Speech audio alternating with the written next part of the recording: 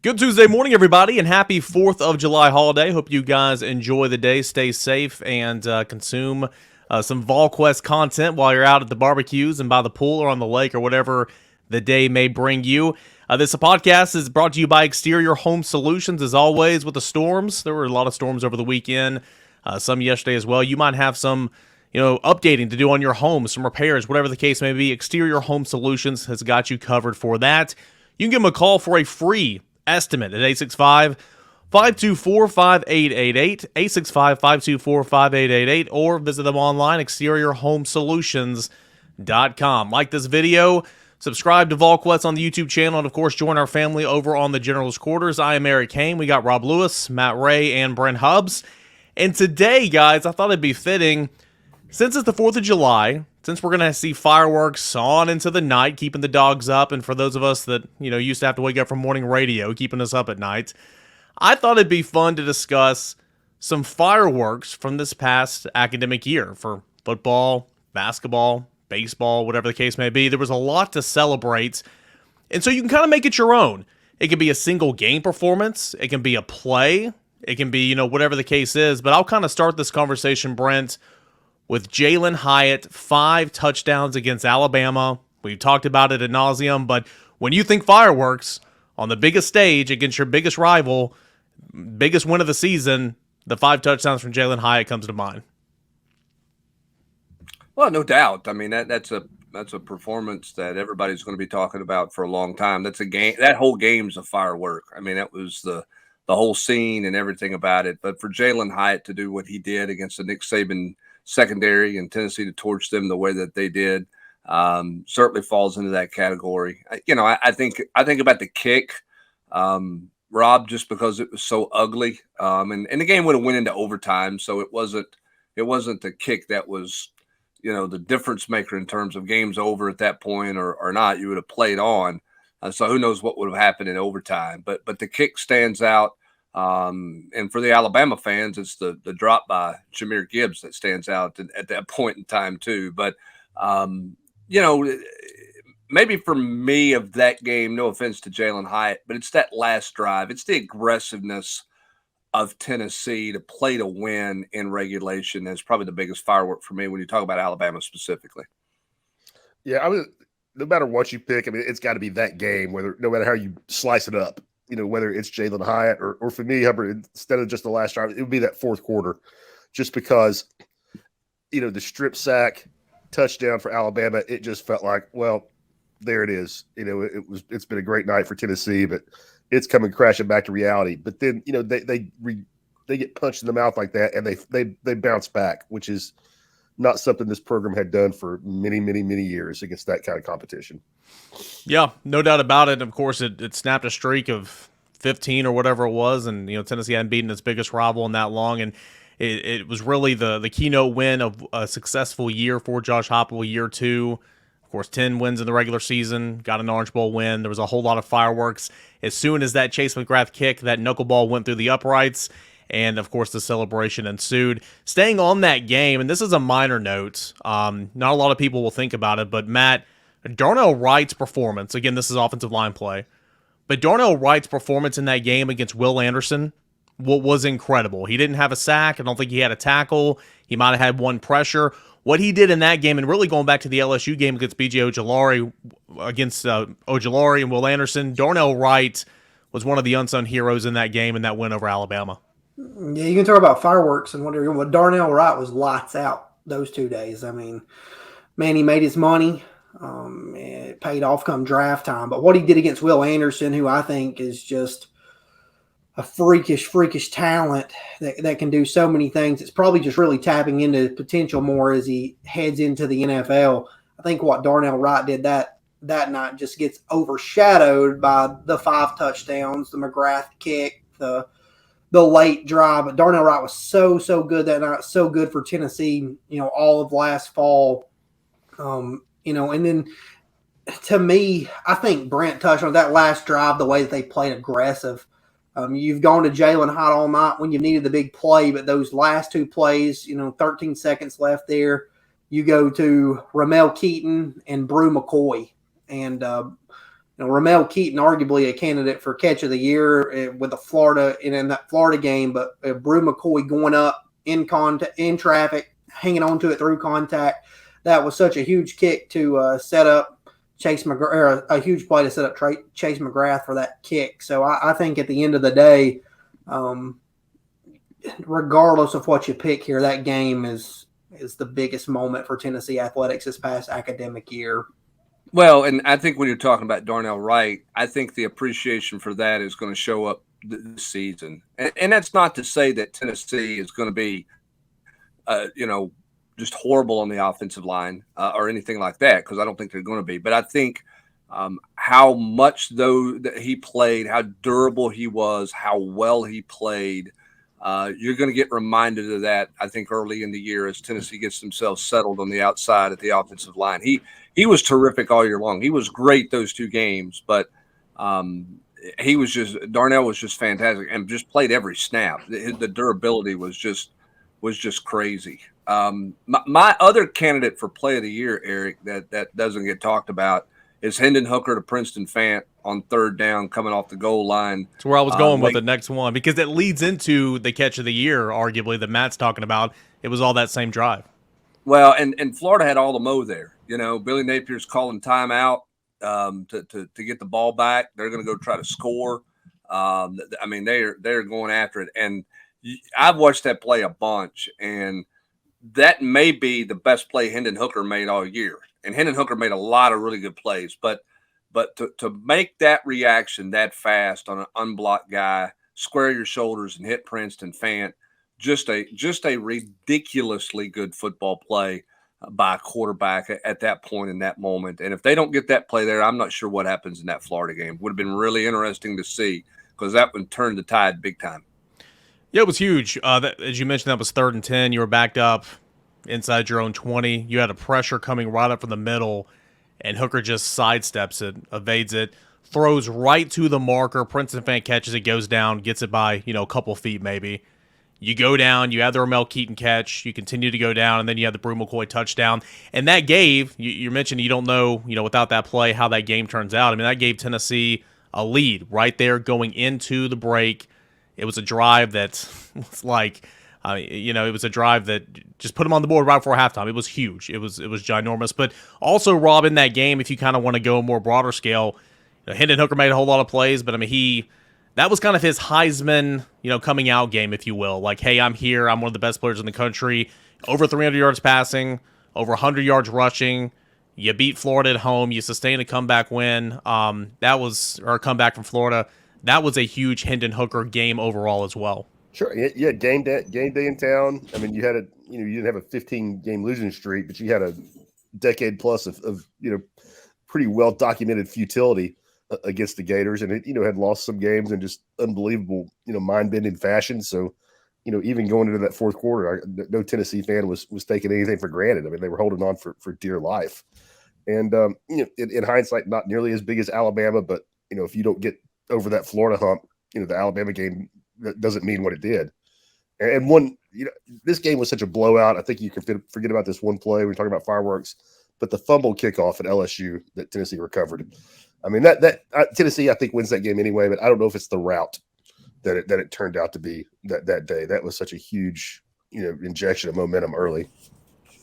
Yeah, it definitely was. I mean, you got handed a present when you got off the bus, and you go down, you make him pay for it, and that's all she wrote. So there's a lot of moments to pull from the Alabama game, a lot of moments to pull from the Florida game. The Omari Thomas, scoop there, the forced fumble where Tennessee goes down and scores. I think that was big as well.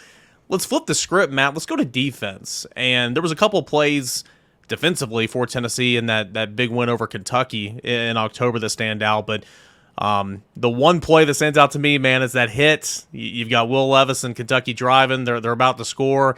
It's a slant to Dane Key, and Danico Slaughter comes down and just lays the wood. Ball pops straight up in the air. You've got somebody that gets it and runs the other side of the 50 and puts Tennessee in scoring position there. That was huge. Defensive play, big time hit. Yeah, that was. Oh, Matt, go ahead, sorry. Brent. No, go ahead, Matt. I'm sorry.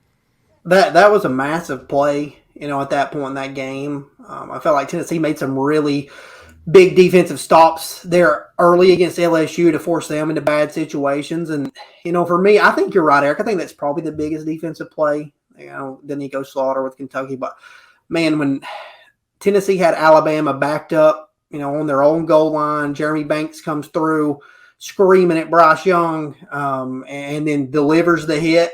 To me, that was more, that play didn't really result in anything, an incomplete pass. Forced Alabama to punt, but I think it was a tone setter for Tennessee on that day. While that game turned into an offensive shootout, I think it showed that Tennessee was here to play that day, that they were, mentally where they needed to be. And I think that carried some momentum for the Vols as well. But that Danico Slaughter hit, man, that was right in front of me on the sidelines there. That one was a big time blow. Yeah, most explosive play for sure. When you talk about fireworks, a couple other plays that jump out to me. Tyler Barron's sack at the end of the first half against Pittsburgh and knocked the starting quarterback out of the game was a big play. And Omari Thomas's strip in the Florida game that Jeremy Banks recovered, where Florida was driving to go in, were two plays. Now, you never did see the fumble; just Banks came out with the ball. You had no idea it was out at that point, but. Significance, those two plays were of significance. From a fireworks and a highlight reel and a highlight moment, it's Danico Slaughter for sure, Rob. Yeah, and I would throw going back to that Pittsburgh game, which seems like a million years ago, but that was a dogfight. I mean, especially in that first half, the Trayvon Flowers interception. Trayvon Flowers, in the back of the end zone. Great footwork. When Pittsburgh had it first down inside the 10, if I remember right. But that was. The way that game played out, that turned out to be a huge play. And then it was Flowers again that had the sack in the fourth quarter, wasn't it? That kind of knocked him out of field goal range. Rob, it was Flowers that had the sack on third and goal there at the end that knocked him all the way. It made like fourth and goal from the 22, and that came after Brent. If we remember right, and I think I am, he muffed a punt, right? Yes, he did. Yep. Yeah, and so the resiliency. And I remember talking, or media, we talked to him after the game and the week that preceded it. He's like that mindset goes back to being a baseball player. You play shortstop, you're going to make an error, but you got to come right back because they're going to hit it right back at you. And so I remember that specifically. But yeah, that Cedric Tillman was huge in that Pittsburgh game, of course. But those plays from Trayvon Flower was magnificent. Let's shift the gears here. Let's go. I mean, there's tons more football plays we can talk about. Let's go to basketball, Rob. Olivier Cumwa, of course, he's going to play Michigan next year, but he had a couple of really, really nice games for Tennessee. 27 points against Texas in January, and, of course, his Sweet 16 showdown against Duke a couple months ago.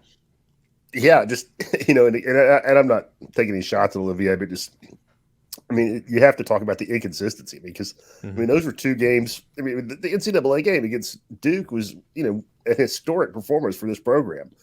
You just, I forget now. I think Olivier is the third guy to ever go 30 plus in an NCAA game behind Reggie Johnson and Bernard. I could be misremembering that, right? Anyway, it's a very short list, and for him to do that, after the kind of up and down year he had, it was kind of a snapshot of his career to see him do that. But yeah, the Duke game was certainly a firework, and the way Olivier played, especially the second half. What was it, 17 points in a row? I think at one point. Just really turned in one of the best postseason efforts that you're going to see a guy in a Tennessee uniform. And then, the Texas game wasn't the same kind of stage, but still, big time non-conference opponent for a team that turned out to obviously, make a deep run themselves in the NCAA. So it was, those two games, just a weird snapshot of his career because, normally if a guy's inconsistent, it's going to be the bright lights where he shrinks and doesn't show up. And, Olivier might not show up on Tuesday night in Starkville, but, in the second round of the NCAA tournament against Duke, he's ready for it. So, weird career, a guy that had all kinds of talent and just could never really put it together for any long, consistent stretch. Yeah. One of the most maddening players to have come through the program. And that's not a personal shot at him, just from the standpoint of, Rob, you mentioned it. He's going against Duke's big man, right? And he puts up the points he puts up in Orlando to get him to the Sweet 16, and then he's a non-factor against Florida Atlantic. Just a complete and utter non-factor in that game. And that just, those two games to me kind of sum up sum him up in a nutshell, and just from the maddening standpoint that he could do anything one night and seemingly not do anything at all the next night that he went out and played. But I mean, I don't know who that. I mean, if you compare that performance against somebody, the performance against Duke, against any other tournament performance at Tennessee, Rob, I don't know that there's anybody that's ever done it any better. I mean, not against that caliber of competition. You know, with a Sweet 16 trip on the line. Not in my time of covering him. It was, it was historic. And again, another weird thing about him is, a lot of times when guys don't put it together, but they're talented, it's because they don't work hard. And everybody knows it. And that wasn't the case with Olivier at all. Hubbard, you know what Rick Barnes is like if he thinks a kid doesn't work hard. I mean, he never questioned Olivier's work ethic or what it meant to him. And so, that's just another kind of weird little aspect for a guy that wasn't ever really able to put it together, but at the same time was legit one of the hardest workers on the team. Yeah, that's right. That was around a 32 game, advancing on to the Sweet 16, and could not have happened without Olivier Cumwall. Rob, so many different games in the season so long, and especially with this Tennessee team, there was just a different guy, it felt like, almost every game that stepped up. What are some other notable performances that kind of warranted some fireworks, if you will, from Tennessee basketball?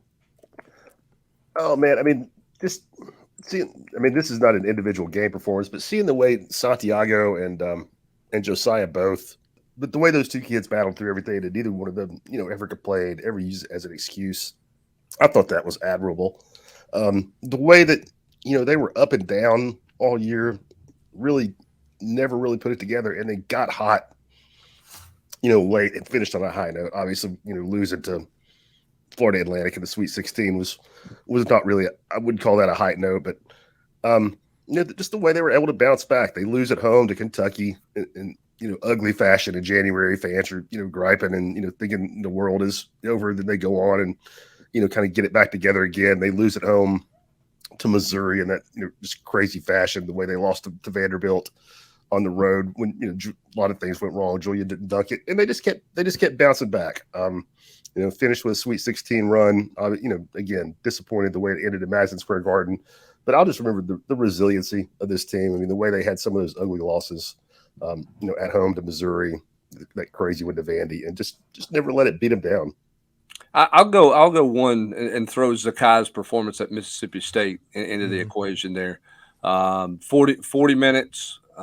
Said he could do it every night if needed to. Obviously, he suffered the injury later in the year. Was that the Santi was out that game? Huh? Yeah. He was kind of it. And they basically said, go make some plays for us. And he did. And that was another performance, not nearly to the level of production that Olivier had, but to play at the level he played at for 40 minutes, he got to kind of go back to his old New York roots, Matt Ray, and just, hey, win and you stay on the court. And he just decided he was going to play and wasn't going to lose and come off the court. And he did it for 40 minutes. You don't see a lot of 40-minute performances in college basketball these days, but he was certainly the little engine that could that night. No, absolutely. No, that was, at that point too, it felt like Tennessee really, really needed that win. It was coming off the embarrassment against Kentucky, right, guys? That's where I was thinking that it was at. So, like I said, it just felt like Tennessee needed that win. Santiago's out, and then you go out there for 40 minutes and deliver. Smallest guy on the court, and you just, come up time and time again. I don't think you can, undervalue that performance. All right, we got plenty more firework moments we're going to recap and reflect on here on the Volquest podcast. So many to choose from, with this academic year being one of the best in Tennessee athletics history. But first, let's get a word from our proud sponsors, Exterior Home Solutions. Your roof, it's the most important protection against nature for your home or your business. That's why I trust the experts at Exterior Home Solutions. As always, a big-time thank you to our friends Exterior Home Solutions. They have got you covered if you ever need them. Give them a call at 865-524-5888. All right, let's talk recruiting. We'll get into more of the class of 24 recruiting and what's to come potentially over the next couple of weeks here in a moment, but we're talking fireworks here. And if we're talking this last academic year, we're concluding the class of 2023 and starting the class of 2024. But Matt Ray, commitments for Tennessee that warranted fireworks. Big-time wins for Josh Heupel and his staff on the recruiting trail this last academic year. Yeah, we started this podcast talking about Alabama, so let's stay there. Tennessee beating out Alabama for Arion Carter was huge for the Vols at a position of need, a guy that, blew up in state, late in the recruiting cycle. You're prioritizing him. Alabama's prioritizing him. Others are trying to get involved, but it really came down to Tennessee and Alabama. So to be able to win out there for Arion Carter was huge. Same thing with David Hobbs, another guy that some other schools had interest in early, but really after camp season, continued to blow up and had Georgia after him.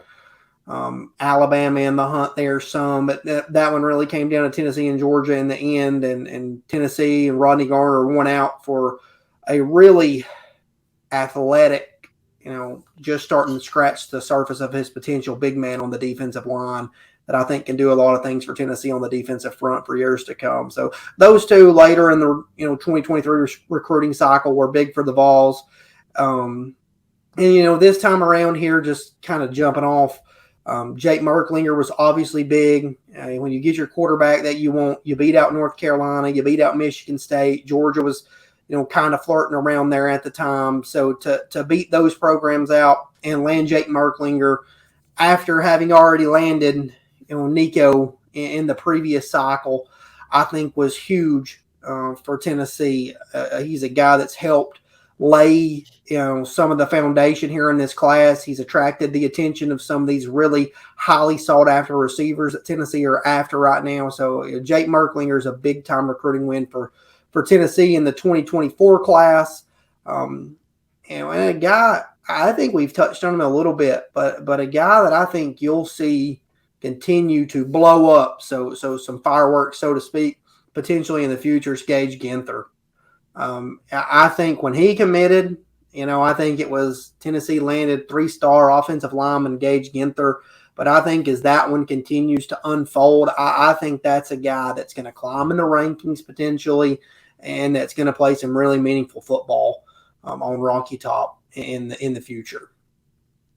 Brent, when we're staying on recruiting here in this last academic year, for the class of 2023, Tennessee had the number 1 overall player in the country, and that's Nico Iamaleava.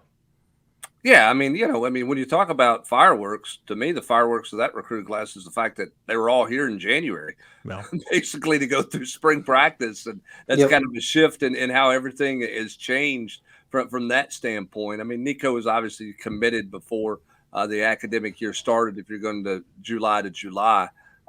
For me, it's the Arion Carter story. I've covered recruiting for a long time. Obviously, you cover it different now than you did years ago when you didn't have cell phones and you weren't going on the road and seeing guys. But to be at Arion Carter's house hours before his public announcement that it was Tennessee, and to sit on the end of his bed and interview him and watch his phone continue to blow up with the Alabama coaches that they were on their way, they were going to be outside, they're going to be at the school to meet him, and to see all of that and the stress that he was going through and kind of how he managed it was really an inside perspective that I'd never seen. You hear kids talk about the stress of it, but to be sitting at the end of the guy's bed and watch his phone just incessantly buzz, and it's all from Alabama people, and for him to manage and handle things the way he did, it's just a reminder of, you understand why kids are over the process. It's a cool process, right?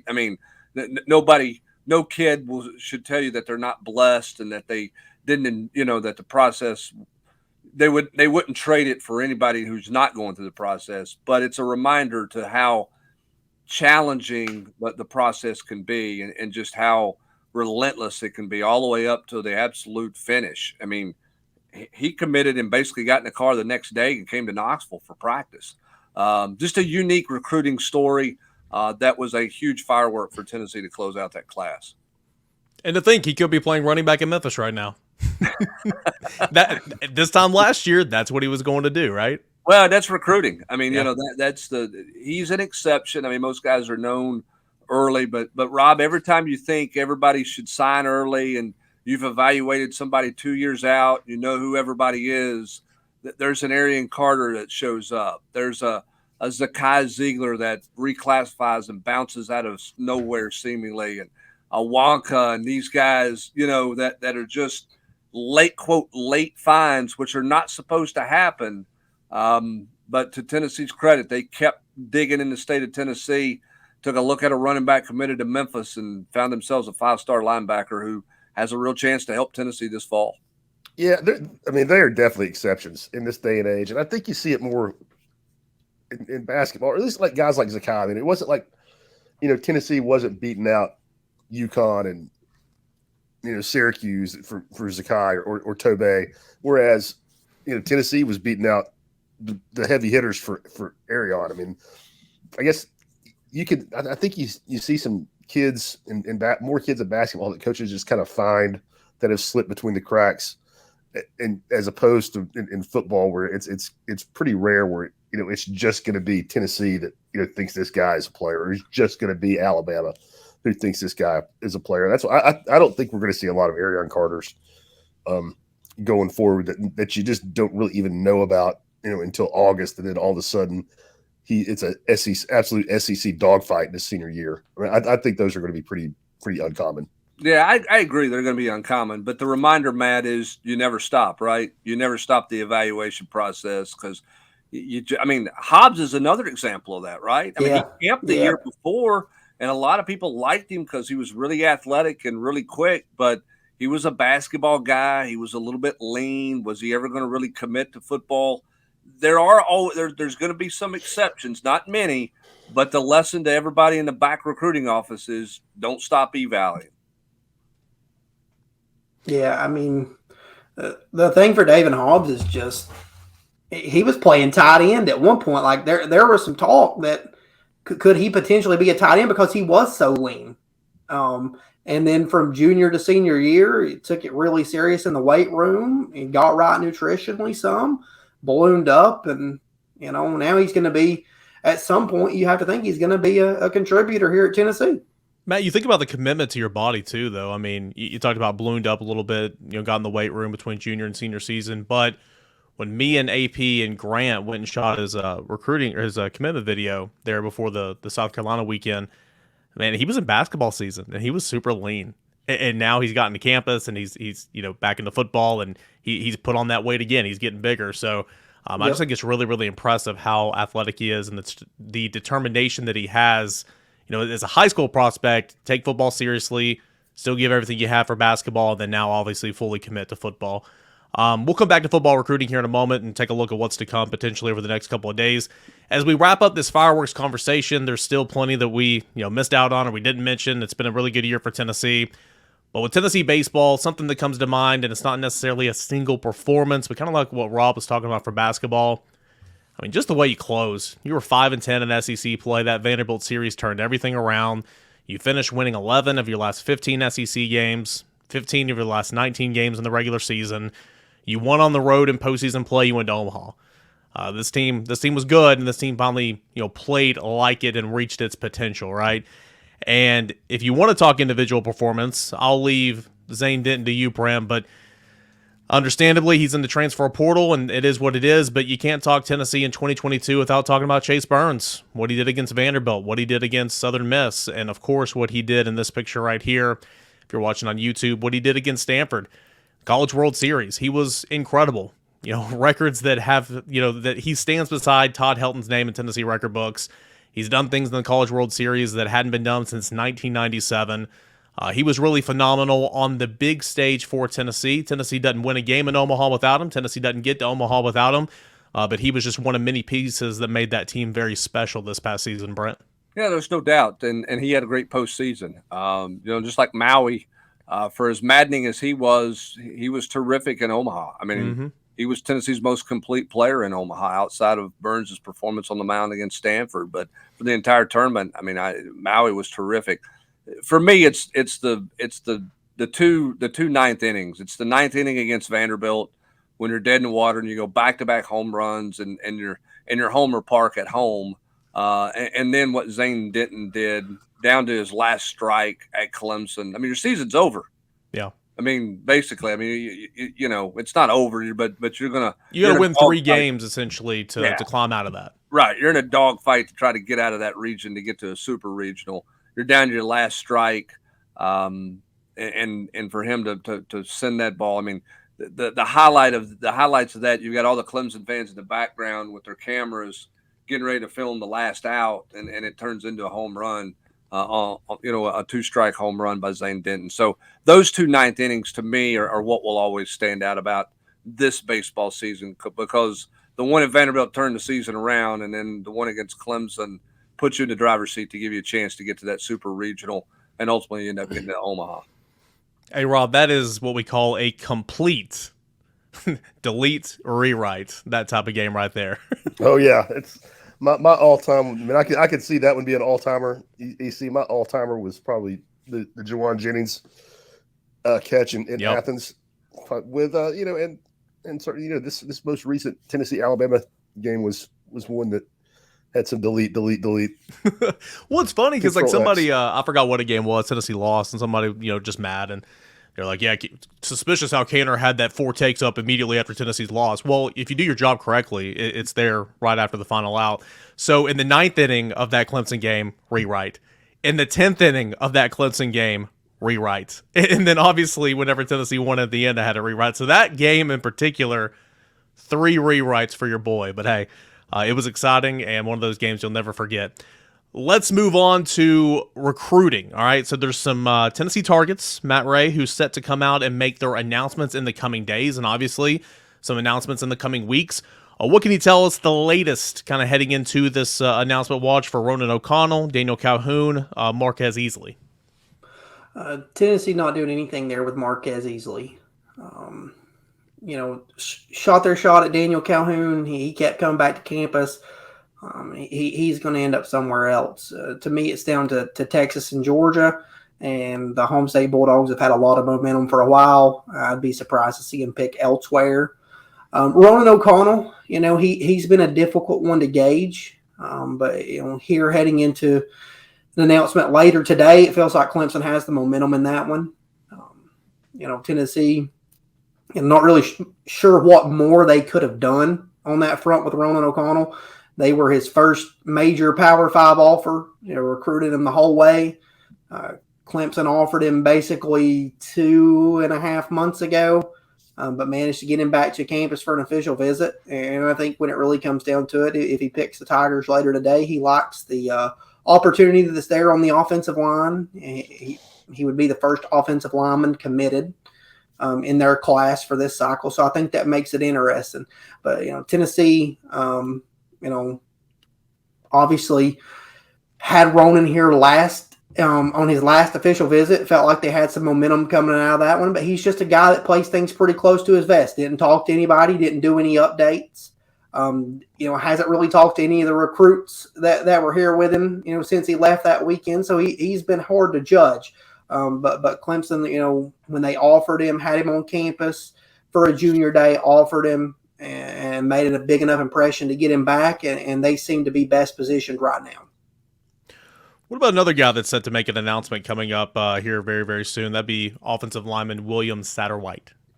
Yeah, you know, William Satterwhite's one that's gone back and forth now for, heck, the better part of 3 months, really, behind the scenes, it feels like. And it's mainly been between Tennessee and Clemson, with each team having momentum. At some point, Clemson, you know, grabbed momentum heading into his official visit there at the 1st of June. But he wanted to see the process through. He had decided that he hadn't made a decision, you know, ahead of time, because he wanted to see both Tennessee and Clemson on official visits. He took his official visit to Tennessee the last weekend of June and you know, said all the right things coming out about the Vols. And this would still continue to go back and forth. You know, you've heard us say a couple of times in the general's quarters that it feels like it's as good as a coin flip. You know, over the weekend, it felt like Clemson had more of the momentum. You know, now maybe Tennessee's got a little bit more of that. I think for him, he was going to decide on July 4th or 5th. He pushed that back and decided he would take the holiday to kind of finalize everything, have final conversations with each coaching staff. To my knowledge, he hasn't informed either coaching staff of a decision. But right now there's a little bit more optimism, at least the time of this recording. And I say that because this thing has again shifted multiple times in the last 72 hours. Here at the time of this recording, there's a little bit more optimism around Tennessee. But William Satterwhite is a guy that's just trying to do his due diligence, I think. When you talk to him, it's not really, he can't say anything bad about either program, and he can't say enough good about either program. So it's like I think he understands that he has a really good opportunity in front of him, whichever way he goes, and he's trying to figure out the best way to eliminate one. I think it was important to him during his official visit that he got, some more one-on-one time here with Tennessee. And if the Vols end up winning out, here on Friday, I think that's going to be, a big reason why. And then another guy, and again, these things can change by the minute. It's recruiting, and it's important that we say at the time of this recording because we record it and then you guys hear it a couple hours later, right? So Elijah Rushing's a guy that's kind of hard to get a read on right now. Obviously, Tennessee's up there, but right now it's a little unknown, right? Yeah, I mean, I don't think it's time to close the door there on Elijah Rushing. There's a lot of folks that have felt good about Oregon.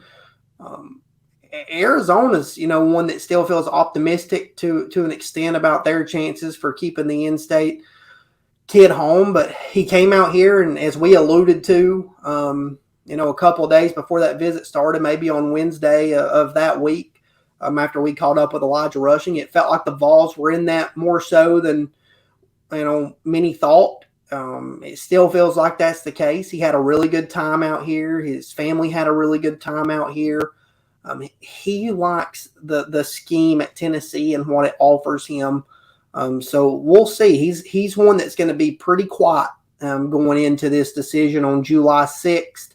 But not ready to close the door on Tennessee there. The Vols have a chance. And to me, this is just an example, not that it's going to end this way, but this one feels like how Jordan Matthews felt at this time last year. LSU felt like, they had maybe circled back in to have enough of a chance there. Texas really felt confident.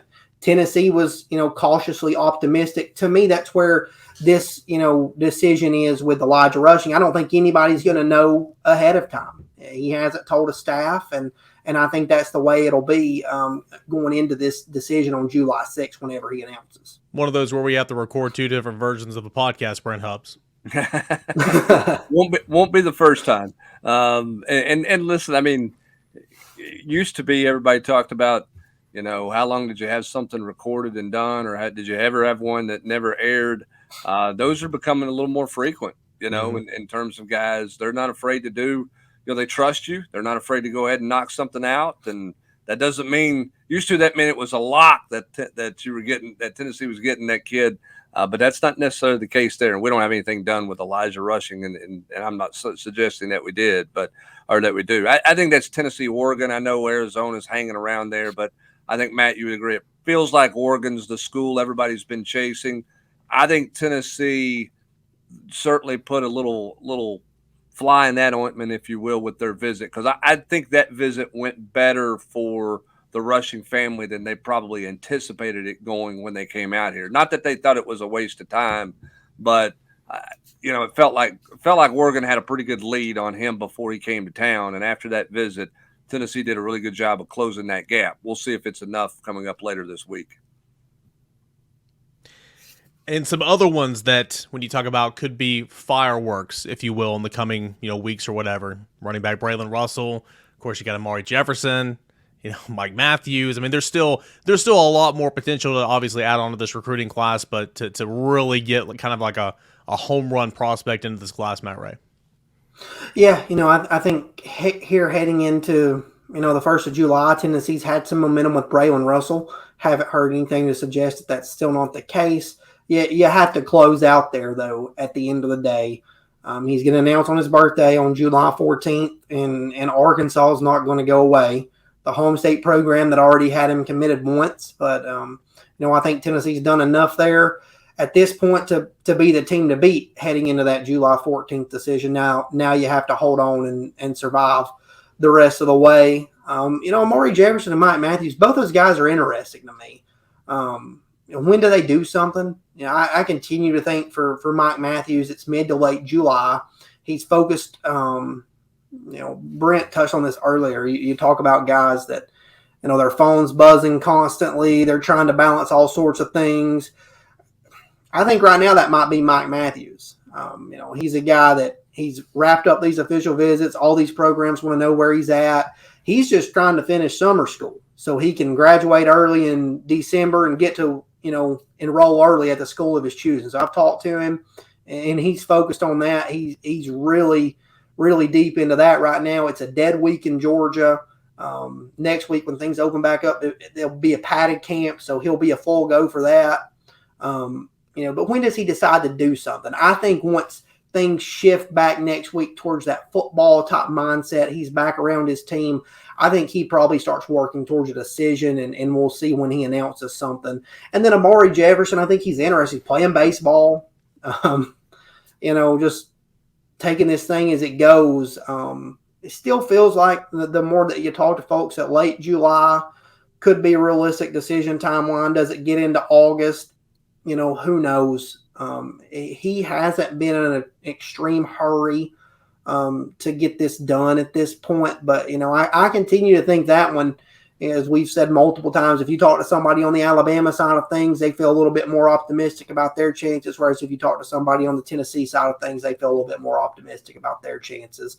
And, that's another one that to me right now is, Tennessee has done some really good things in this recruitment. And I think, that they have a chance to win out. They've closed the gap multiple times, and I think they're able to do that because of, the opportunities that they present on the football field, on the baseball field.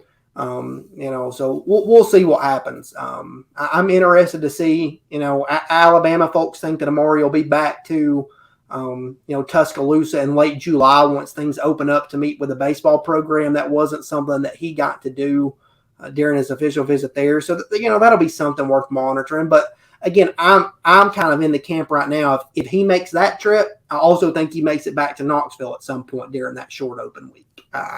So I think those cancel each other out. We'll see. Yeah, I'll tell you this. Bottom line in recruiting, the next 4 weeks are going to create fireworks or some duds.